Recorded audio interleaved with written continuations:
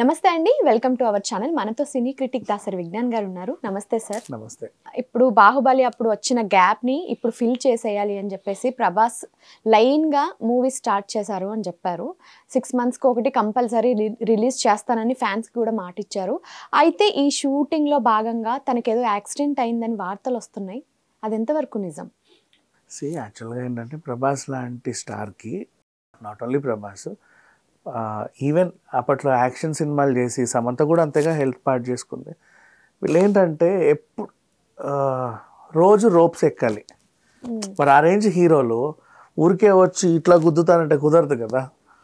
ఆ range fights ఉంటాయి, ఆ రేంజ్ లొకేషన్స్ ఉంటాయి. సో ఎక్కువ శాతం రోప్స్ ఇవన్నీ ఉంటాయి. సగం డూప్స్తో పెట్టి మేనేజ్ చేసిన మెయిన్ సీన్స్ అయితే చేయాల్సి ఉంటుంది. సో ఈ టైంలో ఏంటంటే వీళ్ళకి అప్పుడప్పుడు జాయింట్స్ బెనకడం అట్లాంటివి అవుతూ ఉంటాయి, తరచూ అవుతాయి. పైగా దానికి తగ్గ రెస్ట్ కూడా ఉండదు పాపం. మనం అనుకుంటాం హీరోలు వీళ్ళు ఎంత బాగా మెయింటైన్ చేస్తారు అని. కానీ పాపం బిజీ అయిన తర్వాత చూడు, పొద్దున 5 గంటలకి ఏదో టైంకి లేచి కనీసం ఒక 1 hour 2 hour వర్కౌటే చేశాడే అనుకుందాం. తర్వాత లొకేషన్లో పడ్డాక ఇంకంతే, మళ్ళీ ఎప్పుడో వస్తాడు, రెస్ట్ ఉండదు. మళ్ళీ రేపు ఇంకొకటి, ఎల్లుండి ఇంకొకటి, గందరగోళం పరిస్థితి. ఒక్కోసారి డే అండ్ నైట్ కూడా పనిచేస్తారు పాపం. వాళ్ళు అలా పెట్టుకుంటారు షెడ్యూళ్ళు.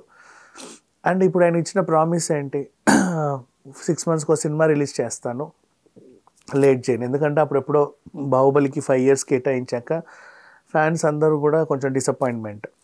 బట్ పర్లా, ఆ 5 yearsకి తగ్గ ఫలితాన్ని అయితే అది ఇచ్చింది. ఇప్పటికీ అదొక రికార్డే కదా. ఇప్పుడు పుష్ప రీచ్ అవుతుంది అఫ్ కోర్స్. సో ఇట్లా ఉండింది. ఇప్పుడు ఈయన ఏంటంటే జపాన్లో ఈ కల్కిని రిలీజ్ చేస్తున్నారు నెక్స్ట్ 2వ తారీఖున అనుకుంటా, 3వ తారీఖున నెక్స్ట్ మంత్. ఓకే. అయితే ప్రమోషన్స్కి వెళ్ళాలి. అప్పట్లో వీళ్ళు వెళ్ళారుగా RRRకి ప్రమోషన్స్కి, అట్లా ప్రమోషన్స్కి వెళ్ళాలి. సో వెళ్ళాలి ప్రమోషన్స్ కంటే నేను వెళ్ళలేని పరిస్థితి అన్నాడు. ఆ పోస్ట్ ఆయనే పెట్టుకున్నాడు. ఎందుకు మీరు వెళ్ళట్లేదు అంటే, గతంలో ఆ షూటింగ్ టైంలో ఆ చీలమండ బెనికింది, దానికి తగ్గట్టు ఆయన ఇంకా కొంచెం రెస్ట్ అవసరం. ఈ టైంలో మళ్ళీ గిన్నెలు చేయలేడు. ఇప్పుడు ఎంత కాదన్నా ఇక్కడ అనుకోమా, గంట జర్నీ ఎటు వెళ్ళినా ఫ్లైట్, అటు వెళ్ళాలంటేనే ఒక 13 గంటలు 14 గంటలు ఇట్లాగే కూర్చోవాలి, ఎంత ఫెసిలిటీ ఉన్నా కూడా. బట్ దే కాంట్, అది మన వల్ల కాదు అనిపించినప్పుడు వెళ్ళరు. అంటే ఎక్కువ కార్ జర్నీలు కూడా చేయరు, ఎక్కువసేపు కూర్చోవడం నిల్చోవడం లాంటి పనులు. ఎవరైనా లొకేషన్స్ చూద్దాం రండి అన్నా కూడా వెళ్ళలేని పరిస్థితి. సో నేను రానండి అని చెప్పాడు.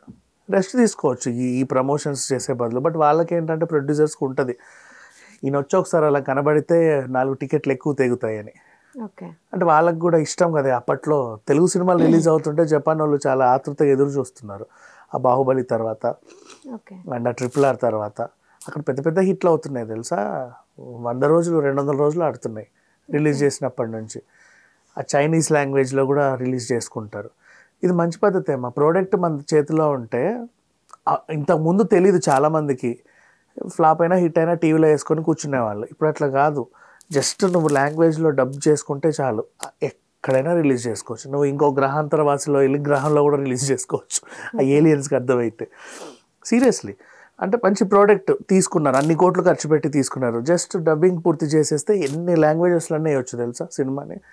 ఇప్పుడు వీళ్ళు దేశాలు దాటి ఖండాంతరాలు దాటి ఎక్కడెక్కడెక్కడెక్కడో ప్రదర్శిస్తున్నారు. మళ్ళీ అవి కూడా డబ్బులే, అక్కడ నుంచి వచ్చాయి కూడా. ఇప్పుడు ఇక్కడ ఎంత సంపాదించిందో అక్కడ అంత సంపాదిస్తుంది సినిమా. బట్ ఇప్పుడు ఇతను నేను వెళ్ళలేకపోయాను, కొంచెం గాయమైందంటే అందరూ కంగారు పడుతున్నారు ఏదో అయిపోయిందేమో అని. బట్ బాధపడాల్సిన అవసరమేం లేదు, he will be back. But even though మళ్ళీ రాదనేది కూడా లేదు, ఎందుకంటే వీళ్ళు రోజు రోప్స్ ఎక్కాలి.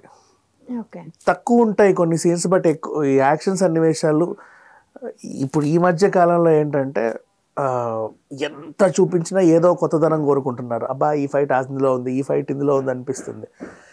ఇంకా కొత్తగా చూపించాలంటే ఇంకా విన్యాసాలు ఎక్కువ చేయాలి అంటే ఒళ్ళు రబ్బర్లాగా సాగాలి అన్న నీకు పర్ఫెక్ట్ నిద్ర, పర్ఫెక్ట్ డైట్, పర్ఫెక్ట్ రెస్ట్ ఉండాలి, పర్ఫెక్ట్ వర్కౌట్కి నీకంటే ఒక టైం ఉండాలి. ఈ హడావిడి టైమ్స్లో సమ్ టైమ్స్ ఇట్ హ్యాపెన్స్ అది మనం. అండ్ మళ్ళీ వీళ్ళు వెళ్ళేది లొకేషన్ టు లొకేషన్ చేంజెస్ కదా, అక్కడి క్లైమేటిక్ కండిషన్స్ కూడా కొన్ని తట్టుకోలేవు మనది హెల్త్లు. అక్కడి వాటర్ని మనం తట్టుకోలేము. సమ్ టైమ్స్ ఇట్ హ్యాపెన్స్ అంతే. Thank you sir.